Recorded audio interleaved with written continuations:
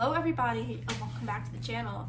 Today we're talking about New York horror. Now I've been wanting to do this video for a while now, but I had a couple other videos I wanted out along with new theater releases, so finally had the time.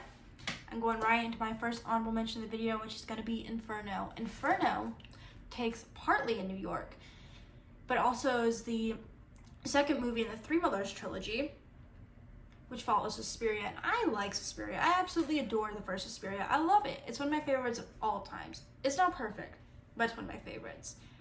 And I really do like the sequel. I feel like it's a great sequel to the original Suspiria. The only reason that this isn't in the actual ranking is because it does not take mostly in place 100% or mostly in New York, which was my criteria for this list, which the movie had to take mostly New York or 1000% in New York. So that is why it is an honorable mention and not in my ranking. Now, with that being said, going right into my ranking, at number 10 I have American Psycho, and I can already feel the hate comments for this one, but I do want to say first, yes, I understand this movie is trying about society and business and corporate. I understand that. This movie is shot really well. The acting in this movie is great, and that one apartment kill was really cool. The idea was really nice as well. However, this just is not my type of movie. I watched it, I thought it was fine, but I didn't 100% love it, but did not hate it. It's not a bad movie at all. It's just not my personal taste. Now, if I don't get enough hate comments for that one, you keep watching. Let's go right to number 9, which I have the original Maniac from the 80s. Now, I've seen this movie twice in 4 years, and on rewatch, I still had the same effect when I watched it the first time, and that is it made me want to take a shower after I watched it. And this movie tells the story of a man who goes on a killing spree in New York City. Now, I do think this movie is very effective for what it goes for. I do still think it holds up to what it's trying to do. And I would recommend this to someone who likes creepy or more or less disturbing movies. It's not the most disturbing one in the world, but I do feel it does still succeed very much at that. However, I like horror movies that I can rewatch, and this just isn't a horror movie that I would rewatch. So that's why I have it at number 9. But at number 8, I have Basket Case, which tells the story of conjoined twins who go after the person who separated them. Now, I like the idea of this movie, and the only reason it's kind of more, again, the lower end of this list is simply because I don't think it aged as well as it could. I think you can definitely tell when it was filmed. However, I do like the idea of it, and I think it's more like a goofy, fun kind of movie. I do kind of like I think the acting is really good in this movie, and even the role of the older brother who's kind of separated and wants to live his own life and he can't. It's just, I like this movie. It's just something that, again, you kind of tell age with time, but also it's just the ending did not 100% land with me. I am going to watch the rest of the movies. Like yesterday I found out this is actually like a whole trilogy, which I will be watching the rest of the trilogy because I'm intrigued by it. But at number 8, I have Basket Case. And at number 7, just above that, I have Sisters, which tells the stories of conjoined sisters separated. Now, I don't want to give away any plot twists for this movie, but I definitely really, really like this movie. I feel like it's very underrated. And this is kind of similar to Basket Case, definitely, but it's definitely a lot different. With the plot twist kind of being, I know what I said, but that the sister's actually dead, and it's more like switching and could not accept the sister's death. I also feel like this movie also kind of explained the story really well as it could.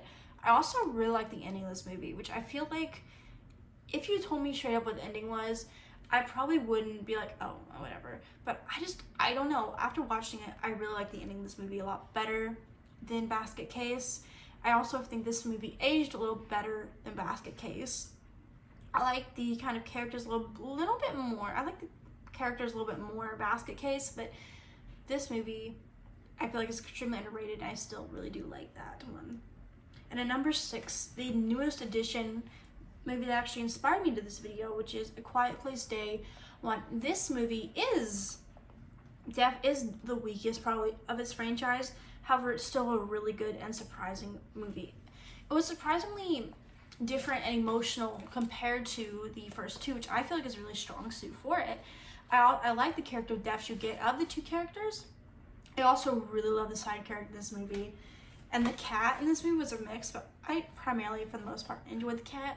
But this is a great movie if you kind of like a slow burn character kind of study movie, kind of like Pearl. But I definitely was a very pleasant surprise.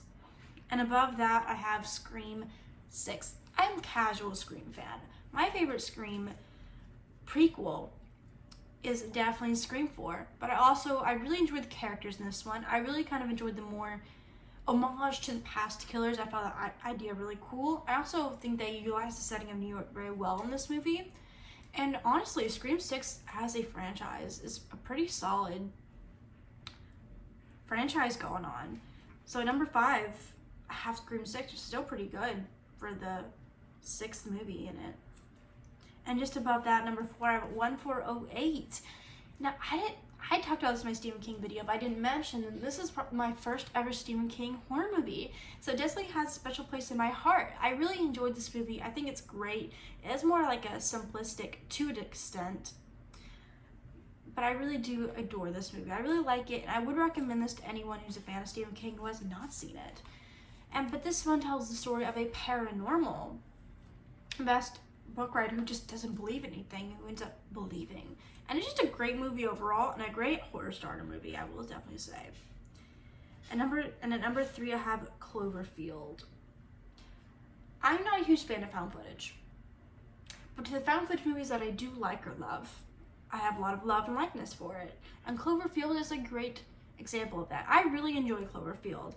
And this was actually the second found footage movie I've ever watched. I definitely like this one a lot more than the one I watched previously, but I definitely do like this one. I feel like it's great. I really like the idea of a monster destroying New York City and just how everyone reacts to it. I also think this movie was very shot well for what it was. I like the idea and what you see of the characters. I really like this movie. And even you see the beginning and just kind of how things crumble. Oh, it's just a great found footage movie. At number 2, I have, who do you call? Ghostbusters. It is a classic. There's nothing else to say. It's great. And I was stuck between what to put at number 2, number 1, but ultimately I chose Ghostbusters for number 2. It's of course a classic, who do you call? Ghostbusters movie. And it's just a great, starter horror movie as well, but also just a great movie overall. It's awesome. I actually just rewatched it barely a few months ago, and it was great. I love Ghostbusters. There's nothing else to say, so it's just a classic movie. And at number 1, which is actually, I just watched this last week, and I am embarrassed to say it took me so long to watch it, but Rosemary's Baby. I knew the plot twist of this movie going in, because I feel like everyone knows the plot twist of Rosemary's Baby at this point. It's very obvious, or very well known, I should say. But I know this movie was over 2 hours, but when I watched it, this movie did not feel like it was over 2 hours at all. And it's also a 60s movie, and I like Psycho, and I like Carnival of Souls, but this one, this was a great movie. The actress who played Rosemary was great. The ending, awesome. I just feel like this movie was and it was a very much classic for a reason. And we're actually getting a prequel, I think it's like next month, called Apartment 7A, which I'm actually very excited to watch. It takes place before Rosemary moved in, so I'm very excited to see that. And I am very embarrassed it took me so long to watch Rosemary's Baby, but I definitely liked it for what it was. And now, with all that being said, what are you guys' top 10s for New York horror movies? Do you disagree with me? Do you agree with me? Just let me know, comment down below. And if you want to see more videos like this and see more of me, hit that subscribe button, hit that like button if you want more top 10 videos like this, and I'll see you guys soon with my end of the month movie ranking.